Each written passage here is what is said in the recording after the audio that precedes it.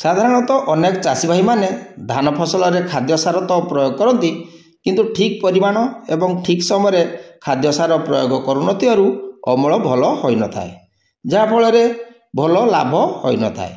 तेणु आज आम आलोचना करिबा डालुओ धान बा रबी धान फसल रे केउ केउ समय रे एवं केते परिमाण रे खाद्य सार प्रयोग कले भल अमल पाई परिबा। नमस्कार दर्शक बंधु, एग्रीटेक उमेश चैनल तरफरु आपण मानको स्वागत। आज आम आलोचना करिबा डालुओ धान बा रबी धान चाष रे केउ समय केते सार प्रयोग कले भल अमल होइथाय।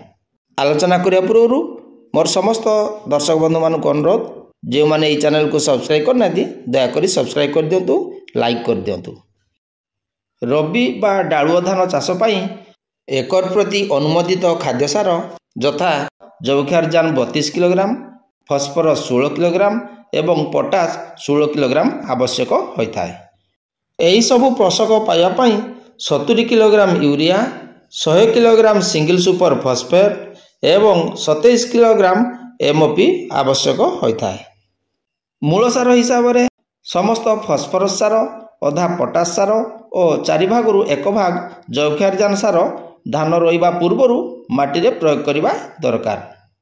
धान रोइबार 20 रु 25 दिन परे प्रथम दफा हाथ रे घास बाछि दियंतु, किंबा धाड़ी रे बुणीतिले बा रोइतिले घास बछा जंत्र सहायता रे घास बाछि दियंतु।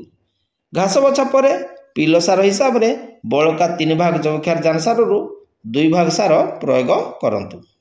सार प्रयोगर 24 घंटा परे कियारी रे 3 रु 5 सेंटीमीटर पानी अमलर 15 दिन पर्यंत बांधी रखंतु।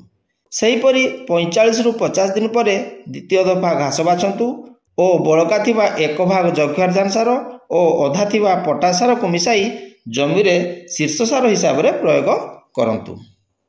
धान गछ 90 रु 95 दिन होई गले कियारी रु पानी निष्कासन कर दियंतु। केंडारू शतकड़ा 80 भाग धान पाकल होई गले फसल अमल करंतु। जदि ठीक समय एवं ठीक परिमाण रे खाद्य सार प्रयोग करा जाए ताहले धान फसल रे पिलो संख्या वृद्धि होइथाय, धान केंडा बड़ होइथाय एवं अमल अधिक होइथाय। आज आम आलोचना कले रबी धान फसल रे केउ समय रे केउ सार प्रयोग करिबा उचित। जदि आपन को वीडियोटी भल लागला ताले निश्चय वीडियोटी को लाइक कर देबे। आज पई एतिकी, पुणी देखाबो आसंता वीडियो रे। नमस्कार, धन्यवाद।